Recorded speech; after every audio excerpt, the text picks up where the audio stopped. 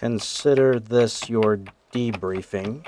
Do not respond to this email. Hey, Mitch, you got a second? I want to introduce you to a employee we just bought. Don't you mean hired? Hey, why don't you come on in here, P39?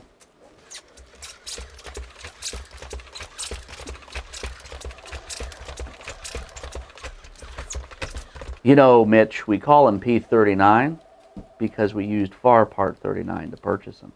Okay. Hello. We bought him to help you out around here. You know, pick up the slack with all the filing and taskers. But I do those things. Right, well, I know that, Mitch, but he's here to help you with all those things. So maybe you can just spend a few minutes and show him what you do around here. All right, well, I'm going to let you two get to know each other. What kind of stuff do you do? I can do many things. You can do the tasks that I cannot do. What kind of things do you do? I do a lot of filing, paperwork. Yes, I can do those things. I follow checklists, I fill in templates, I cut and paste from old documents to new, I send emails. Yes. Yes. I like to ignore people. I'm very good at that. Really? You can't be as good as I am. Oh, that's good. Okay, well, what can't you do? I do not have an understanding or investment in the overall mission. Yeah, me neither. I also do not have the capacity to build business relationships with companies or foster a role as a trusted business advisor for the customer. Trusted what? Well, I'm also not advanced enough to engage in critical thinking and creative problem solving. I mainly automate menial tasks. Critical thinking? Is there a checklist for that? Well, okay. It sounds like government procurement is a robot's job. You may want to start packing your things. Actually, no. I'll pack your things for you since I can do that as well.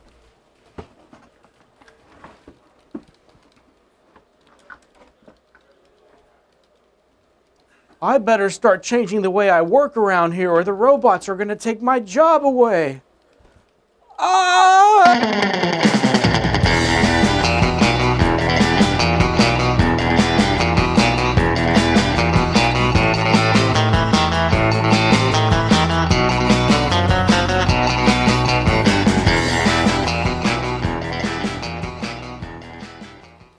No matter where you are, no matter who you are, no matter what your rank is, if you're in government procurement, I have good news for you. The government procurement field is desperate for people like you to step up your game and be a procurement champion. Now, if you're serious about being a procurement champion, I've got 5 time-tested skills that work. I've seen them work in my own career, but also colleagues of mine. They help you be a subject matter expert. They help you with promotions. They help you with networking. If you cultivate and practice each of these 5 skills, I guarantee you they work. Skill number 1, you need to prioritize your own knowledge growth. Now, of all the 5 skills, I think this one may be the most challenging for you to set up a habit and start practicing. And that's just because in most cases, offices don't prioritize this level of knowledge growth for you. You're going to have a lot of assignments that you need to do. You're probably in an office with a lot of different fires, and you spending an hour for your own knowledge growth is probably not going to be on the top of the list for your manager. But you need to make that happen for yourself, because the mandatory trainings that you will be taking will not give you everything you need to be a true procurement champion. Now, I know what you're thinking. With all the stuff that I have to do, my office is understaffed, I've got a lot of different things on my plate. How in the world can I set aside an hour or two just for knowledge growth? Well, the answer is you just do it. You just have to find that habit and put that in your routine. So here's some ways you can get started. This, in my opinion, is the best time-tested way to fit knowledge growth into your routine. At the very beginning of your day, set aside an hour for knowledge growth. You can go to wifcon.com and just take an hour where you either read a protest, you look at the news, on the right-hand column of that website, or you look at new regulations that are coming out. Other great ways to increase your knowledge growth: you can join professional organizations like NCMA, National Contract Management Association. You can listen to podcasts. There are a lot of great podcasts out there. Some are available you can look at on LinkedIn. Now, this one sounds strange, but you can actually sit down and read one FAR clause a day. I actually did that when I started my career. It's incredibly beneficial. Remember, Part 52 is the only thing in the FAR that actually makes it into the contract. When you build up a practice of just trying to read one clause per day, even if it's not a clause you typically put into your contract, you're starting to grow that acquisition brain of yours. It's very beneficial, even if it's a little dry. And of course, you can subscribe to ASI Education. Now, you get a little bit of entertainment in there as well, but our whole purpose is to provide you with the type of information to make you a better professional. And it's free. Now, before we go to skill number 2, let's check back on our friend Mitch and see how he's adjusting to his new coworker. Oh, hello, Mitch Gibson. Hi, I was just getting a document I forgot. Come on into my office. I was just hanging up some motivational posters. Got it.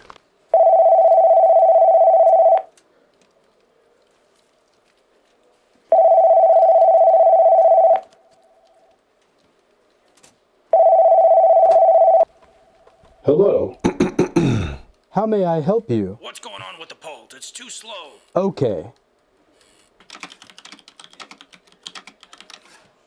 I heard you say procurement action lead time is too slow. Did I get that right? Yes, 5 months is too long. We won't need the shipment by then. Thank you. I generated PULT from previous data of similar contracts. I don't care. I want it down to 3 months. I'm sorry. I'm having trouble hearing you. Did you say?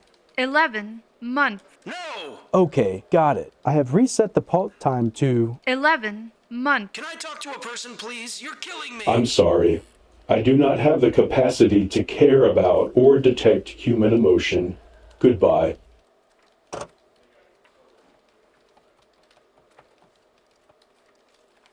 Skill number 2, cultivate your human skills. Now, whether you want to call them human skills or soft skills, it's your ability to interact and talk with somebody else. I remember these skills build off of each other. So if you have a lot of knowledge that you're growing, that's great. But if you don't have the soft skills, you won't be as effective. Now, the human skills I'm talking about, it's not necessarily bringing cookies into work or being the life of the party. That's fun. But really, I'm talking about human skills that bring true value for your success. And I'm going to mention 3: humility, tact, and transparency. So why is humility so important?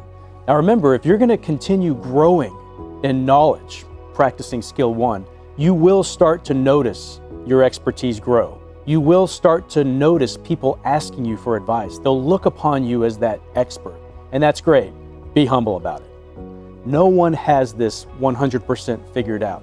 The most seasoned acquisition professional, if they're really good, they'll have the self-awareness to know that they are still learning this very complex field. When you exercise humility toward others, the other great thing is you will be able to influence others in much more meaningful ways. No one likes the arrogant person.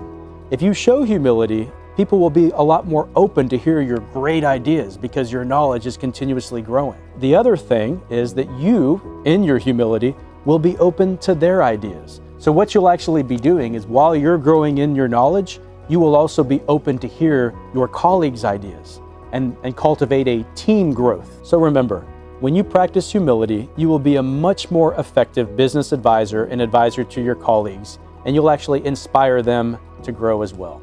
Humble yourself and you'll be lifted up. Okay, tact. Why tact?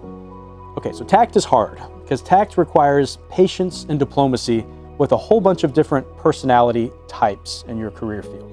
Now, the fact of the matter is you work in a very large and heavily regulated bureaucracy. And unless you're an SES or a general, you're going to have a lot of people in your way that could potentially prevent you from getting stuff done. Now, remember, when comparing human skills with knowledge growth, human skills can, in a much more effective way, help you navigate the system. And by system, I mean bureaucracy. If you're looking at contracting as, going from point A to point B across a tundra, sometimes it feels like you're going through snow without any snowshoes. It's just a very painful process. You've got multiple reviewers. You've got people who have good intentions, but are really slowing you down. You need to learn how to work with these people. One final thought on tact. Tact does not mean you are a pushover. So you're going to have to balance tact with boldness. But remember, as you're increasing in your knowledge, you're going to have a lot of good ideas that may be resisted at first. The trick is to stand your ground with confidence, but still navigate relationships and conversations in a way that brings those people to your idea and convinces them about the value of what you have to offer. Third and final human skill, transparency. So why transparency? So this particular human skill is focused more toward industry. You should live by the mantra, if you have nothing to hide, don't hide it. Now there are things that you can't disclose for national security reasons or for the integrity of a source selection process, but err on the side of disclosing. Remember, we've said this in past videos, suspicion leads to protests. What you really want to do with industry is build up a reputation of integrity and trust as a government professional. Well, that's it. I hope you enjoyed this video. In part 2, we'll discuss the 3 other skills to be a procurement champion. So you want to stick around for that. But first, let's check back on Mitch. Now, he's in a little bit of hot water with this new technology because he hasn't really developed any of these skills we're discussing. P39, you're doing a great job. Ah, Mitch, come on in. Hey, Mitch, the reason I called you in here is because unfortunately we're going to have to let you go for a little while. Turns out P39 can do all of the menial tasks that you've been doing in your job for the last 15 years. If it helps, my predictive analytics tell me that you have a 2.5% probability of finding a new job because you are worthless. I'm just trying to help, I don't know. Just give him a little time. Will our contracting officer find a way to be a more valuable asset, defeat the machines, and find his place again in federal procurement? Find out as you join us next time on ASI Education.